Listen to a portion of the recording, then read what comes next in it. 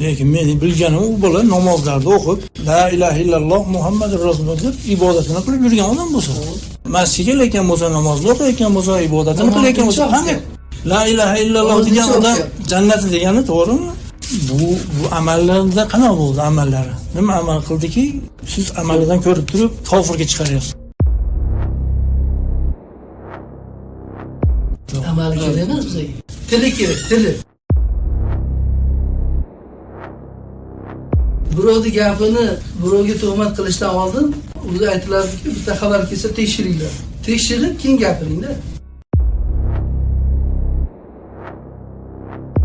Rahmatulloh, mana Baxtiyor akamga siz birov bergan xabarni tekshirmasdan turib birovga tuhmat qilmang deyapsan. Yana aytayapsanki, men xabarim yo'q, men eshitmadim, o'sha kuni olib ketayotgan kuni eshitdim deb yolg'on gapiryapsan. Go'yoki o'zingni hech narsadan bexabar odamdek ko'rsatyapsan.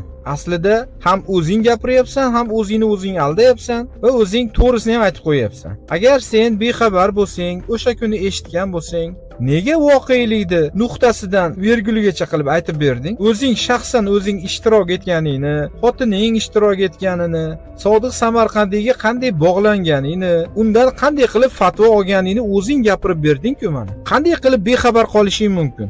Sen bu ishni ustida boshidan oxirigacha o'zing bo'lgansan. Nimaga endi hammani aldamoqchi bo'lyapsan? Sen aldashing mumkin bo'lgan odamlar yoningda turibdi, o'zbeklar. Sen atrofingda ko'r-murid bo'lib turgan ahmoqlar turibdi. O'shalar seni gapingga ishonishi mumkin. Lekin aqli hushi joyida bo'lgan, Qur'onga kelgan, haq bilan botilni farqiga boradigan insonlar hech qachon seni gapingga ishonmaydi. Chunki o'zing gapirib, o'zing tonyapsan. O'zing qilgan ishlaringdan o'zing tonyapsan. Kimni aldamoqchi bo'lyapsan? Alloh ko'rib turibdi. Alloh albatta sen bilan hisob-kitob qiladi. Inshaalloh.